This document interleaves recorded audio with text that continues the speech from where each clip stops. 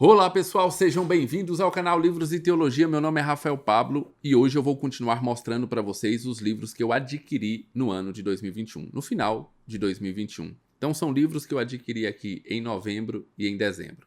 E você vai ver que esses livros que eu escolhi aqui vai muito guiar as nossas leituras de 2022. São assuntos que com certeza você vai ver muito aqui no Livros e Teologia em 2022.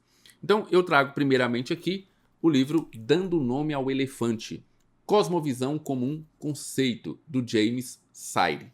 O James Sire é o mesmo autor daquele Universo ao Lado. Na verdade, esse é um livro para você ler juntamente com aquele outro livro. Porque enquanto lá o James Sire vai nos apresentar as diversas cosmovisões que existem, ou pelo menos as principais, aqui ele vai falar sobre o próprio conceito de cosmovisão.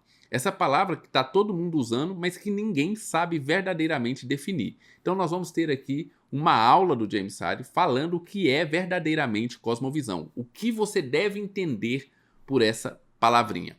Será que cosmovisão é um estilo de vida? Um modo de você viver a vida? Será que cosmovisão é apenas ideias que você tem aí? Ideias racionalmente implantadas através de argumentos ou qualquer outra coisa assim? Ou será que cosmovisão é uma história? Essa é a ideia desse livro e você pode apostar que cosmovisão será uma coisa que nós vamos ler muito em 2022. Então, fica ligado aí no Livros de Teologia que nós vamos trazer logo resenha do Dando Nome ao Elefante. Lembrando que qualquer um desses livros que eu mostrar aqui vai ter o link lá embaixo e você comprando por esses links, você ajuda o nosso canal. O próximo livro que eu vou trazer aqui vai nessa mesma pegada, porque afinal, em 2022, eu quero muito ler a respeito de cosmovisão, mas eu quero ler também sobre educação clássica, homeschooling, isso que está muito na vibe hoje, né? Você vai ver vários canais falando a respeito disso, e eu quero também ler um pouco a respeito disso para entender um pouco melhor. Acho que existe muito exageros de todas as partes, pessoas que acreditam que verdadeiramente o homeschooling é a salvação da educação no mundo. E gente que acredita que o homeschooling é a pior coisa que existe, você vai tirar o seu filho do convívio social, ou seja, é 8 ou 80. Eu não sei ainda muito sobre esse assunto, por isso quero ler e formar o meu conceito a respeito disso. E por isso estou pegando alguns livros, já tenho alguns aqui, mas adquiri esses daqui também. Moldando Mentes e Corações, da Monica Waltley e Sean Waltley, eu acho que é assim que fala o nome dos autores, da editora Trinitas. Nesse livro aqui, nós vamos ler a respeito da educação cristã clássica. Obviamente, é um livro bem fininho, não vai dar todo um conceito e nem te dar todas as respostas, mas é um livro que vai servir muito bem para aquilo que eu quero, que é uma introdução, para me introduzir nesse assunto. Vamos lá. Nós temos aqui o livro dividido em 4 partes. Na primeira parte, nós vamos ter aqui a educação cristã clássica e dentro dela nós temos alguns bons capítulos, como, por exemplo, o coração, porque o conhecimento e a cosmovisão não são suficientes. Ou o capítulo 3, afinal de contas, o que é educação cristã clássica. Aí depois, na parte 2, vai falar sobre a educação dos dias atuais. Na parte 3, sobre filosofia da educação. E na parte 4, barreiras à educação cristã clássica, que me chamou muita atenção, porque ele vai falar sobre 3 mitos. Mito 1, a educação pública é neutra. Isso é um mito, né? A educação pública com certeza não é neutra. Mito 2, escolas cristãs são a solução. Esse é um outro mito que muitos pais infelizmente caem, que é pensar que simplesmente colocar o filho numa escola cristã, isso resolve o problema. E o terceiro é por que a educação cristã clássica pode não ser para você.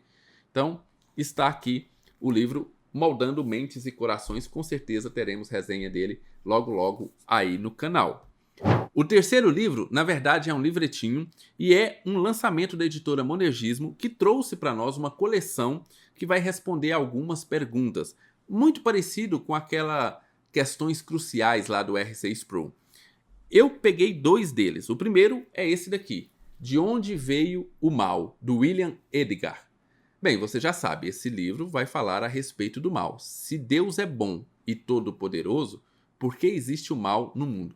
Essa pergunta percorre todo o cristianismo, toda a história do cristianismo, e em todo momento sempre houve quem perguntasse exatamente isso.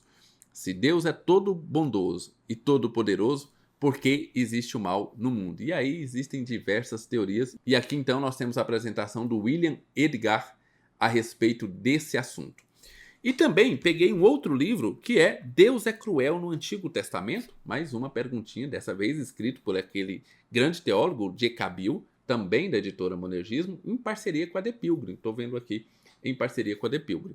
Aqui é a mesma coisa, basicamente, mas aqui o conceito é o seguinte: como Deus pode ser bom se lá no Antigo Testamento ele mandou exterminar, por exemplo, os cananeus? Como ele poderia ser bom mandando exterminar um povo? Então, vamos ter aqui as argumentações de J.K. Bill falando a respeito desse assunto. Eu acho que é uma série muito interessante para você que quer ter uma ideia geral a respeito desses assuntos, mas sem precisar ler um livro maior, um livro mais grosso a respeito dele. E para finalizar, eu vou trazer aqui o livro O Fim dos Tempos Modernos, de Romano Guardini, pelo selo Academia Monergista da editora Monergismo. Esse é um livro que eu achei bem interessante porque ele vai trazer para nós um conceito a respeito da mentalidade do homem ao longo do tempo. Então nós tivemos primeiramente o homem com a mentalidade clássica medieval, depois o homem com a mentalidade moderna e por fim agora temos o homem com a mentalidade pós-moderna. Então ele vai falar por que o homem pós-moderno virou isso que virou. Bem, você está vivendo no mundo aí, você sabe como pensa o homem com a mentalidade pós-moderna. Então nós temos aqui uma defesa do cristianismo, mas através desse assunto sobre a mentalidade do homem. E nós temos aqui uma coisa que eu achei bem interessante, que eu li lá naquele José de Ortega, não sei o que lá das massas, o nome do livro agora não me recordo, que é a questão do homem das massas, esse homem que possui um coletivismo tecnológico, o homem que quer romper com o seu passado, porque acredita que tudo que está no passado é ruim e que vai construir um futuro bem melhor. Bem, o livro vai muito nessa pegada, vai combater esse pós-modernismo e veja o que ele fala aqui no final da sinopse atrás do livro.